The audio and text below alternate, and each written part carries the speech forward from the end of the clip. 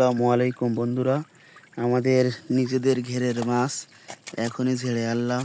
আপনারা দেখতে থাকুন এর ভিতরে কি কি মাছ আছে। লাইক দিয়ে পাশে থাকবেন, তাহলে ভিডিও করতে ভালো লাগবে। আপনারা দেখছেন অনেক প্রকারের মাছ আছে এখানে। মাছগুলো জ্যান্ত মাছ কেবল ঝেড়ে আনলাম। লাইক দিয়ে পাশে থাকবেন, তাহলে ভিডিও করতে ভালো লাগবে।